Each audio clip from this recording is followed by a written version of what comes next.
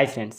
Actor Dhanush paternity case అయితే close అయితే అయింది. సో, పిటిషన్ కొట్టేసి తీర్పయితే ఇచ్చేసింది కోర్ట్. అదేంటో ఈరోజు వీడియోలో అయితే తెలుసుకుందాం. సో, వీడియోని ఎవరైతే కొత్తవారు చూస్తున్నారో మూవీ అప్డేట్స్ కోసం మన ఛానల్ అయితే తప్పకుండా సబ్స్క్రైబ్ చేసుకోండి. ఇక టాపిక్లోకి వెళ్ళిపోదాం. ధనుష్ మా కుమారుడు అంటూ పిటిషన్ అయితే వేశారు. సో, దీంతో కోర్టు అయితే తీర్పు అయితే ఇచ్చేసింది. ఇక pan India star hero Dhanush తన కుమారుడని పేర్కొంటూ మెలూరు కోర్టులో అయితే దాఖలా చేశారు.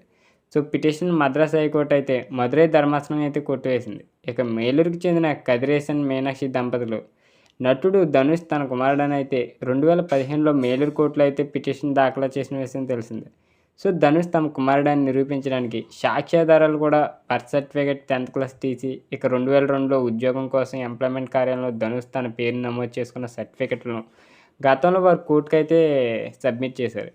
ఇక స్కూల్లో చదువుతున్నప్పుడు ధనుష్ ఇంట్లో నుంచి పారిపోయాడని వారు కోర్టుకి అయితే చెప్పారు. సో, ధనుష్ తమ అబ్బాయిని వారు సబ్మిట్ చేసిన ఆధారాలను పరిశీలించిన కోర్టు తాజాగా ఈ కేసును అయితే కొట్టేసింది. ఇక పిటిషన్దారుడు ఆరోపణలు రుజువు చేయడానికి సరైన ఆధారం లేనందున ఈ కేసులో నిజం లేదని తెలిపి పిటిషన్ కొట్టివేస్తూ కోర్టు అయితే ఉత్తర్వులు అయితే జారీ చేసింది. ధనుష్ తమ కుమారుడు ఆయన పేర్కొనడంతో పాటు ప్రతి నెల తమ ఖర్చులకు 65,000 ఇప్పించాల్సిందిగా కోర్టును కోరిన కదిరేశన్ ఎదురు దెబ్బ అయితే తగిలింది.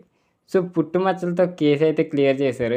ఇక కదిరేశన్ మీనాక్షి చేస్తున్న వాదనలో నిజం లేదంటూ ధనుష్ తరపు న్యాయవాదులు కోర్టులో అయితే వాదించడంతో పాటు కొన్ని ప్రూఫ్స్, ఎవిడెన్స్ అయితే సమర్పించారు. అయితే కదిరేశన్ సమర్పించిన టీసీలు అయితే పుట్టుమచ్చలు అయితే ఉన్నాయి. ధనుష్ న్యాయవాదులు సమర్పించిన టీసీలో పుట్టుమచ్చలే. దీనిపై అక్కడ జడ్జి ప్రశ్నించగా అసలు కదిరేశన్ దంపతులు పేర్కొన్న పుట్టుమచ్చలు ధనుష్కి లేవని అతడి తరపు న్యాయవాదులు అయితే చెప్పారు. ఇక దీంతో కొన్ని రోజుల క్రితం ధనుష్ వ్యక్తిగతంగా కోర్టుకు అయితే హాజరయ్యారు. ఇక కోర్టు రిజిస్టర్ సమక్షంలో మేలూరు రాజాజీ ప్రభుత్వ ఆసుపత్రి డీన్ ధనుష్ పుట్టుమచ్చలను పరిశీలించారు. ఇక ధనుష్కి పుట్టుమచ్చలు లేవని తేలడంతో కదిరేశన్ పిటిషన్ అయితే కొట్టేశారు.